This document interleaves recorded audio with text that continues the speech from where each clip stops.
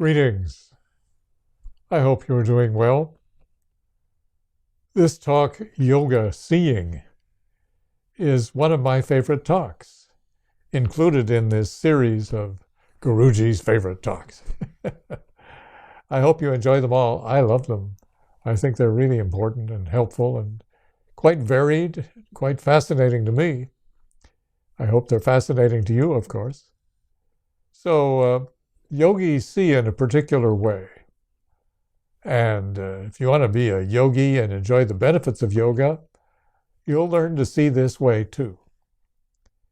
At first, you may be naive. We'll acknowledge that.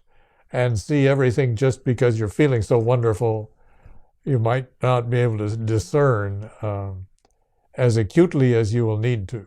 But with development and with practice, and just do this procedure, you'll find it's a wonderful way to live. It's a wonderful way to relate to the world, and you'll love your loved ones even more. Shall we talk about the eyes of a yogi, cultivating the eyes of a yogi? As it says in the Bhagavad Gita, we have come into this world to avail ourselves of all the happenings here, and thereby develop ourselves for enlightenment. As we become enlightened, our miseries become fewer and fewer. Cessation, or the stopping of misery, corresponds to how much ignorance you remove. Cessation of misery corresponds to the removal of spiritual ignorance. How do we do this? One way, in part, is by seeing the way a yogi sees. It's called Tattva Darshana, and Tattva-Darsana. Tattva Darshana, I know you say I'm putting an H after S, but I've got Bengali training in my background, and whenever there's an S, you usually put an SH there. So that's not true in every case, but most of them. Tattva Darshana is seeing into the reality of things in the view of yoga. We human beings are seeking to have a correct understanding of things.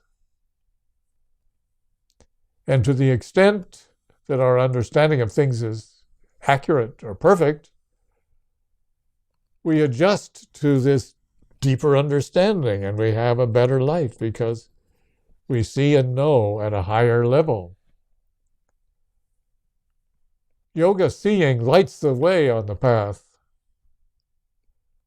Life is a series of experiments to get at the permanent, the ongoing, the eternal, in preference to the impermanent. And yoga seeing is very helpful. Many things in nature are unreal or unreliable, while seeming to be real and reliable. So here it is. You ready? We learn to look at life. Here's the method. This is the most important sentence in my talk. We learn to look at life while centering in the inner self. That's it. Centering in your soul as best you can. Look at others. Look at the world. Centering in your inner self, your spiritual core. So we develop a calm mind and look at life as it unfolds. We look at people and events with a pure consciousness.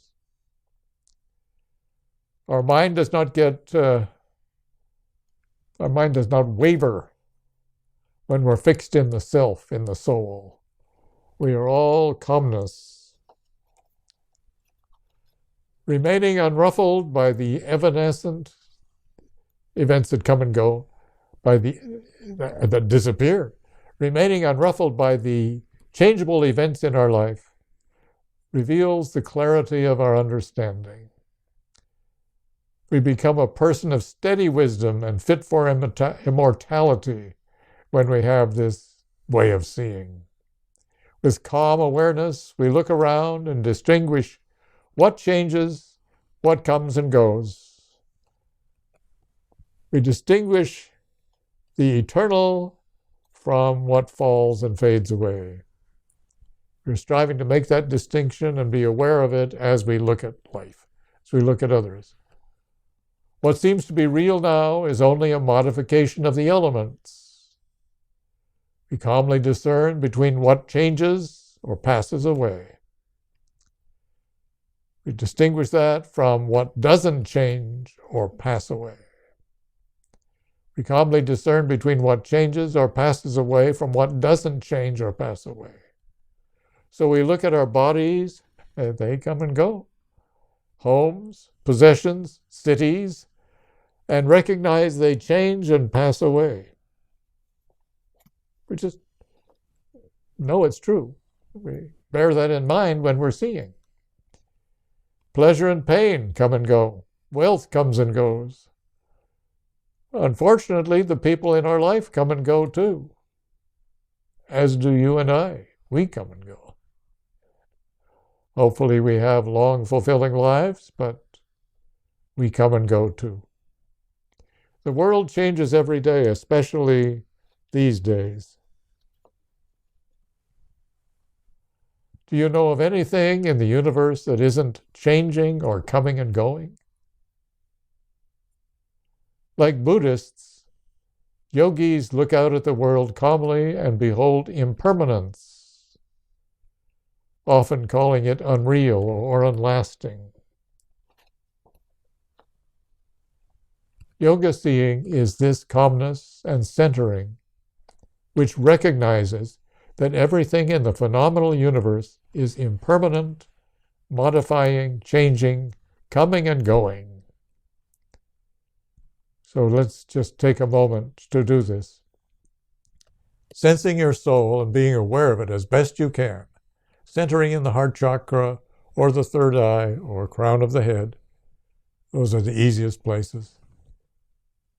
We're going to just be aware of one of those contacts with soul and look at the world. Yoga seeing is the calmness and centering, which recognizes everything in the phenomenal universe is impermanent, modifying, changing, coming and going.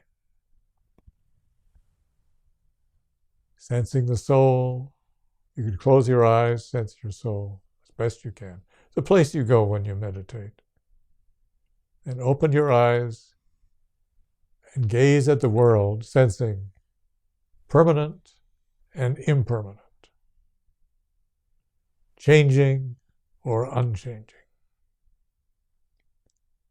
And you're developing yoga seeing. Let's take a moment here. Let's take a break here. Just feel free to do this practice as long as you like.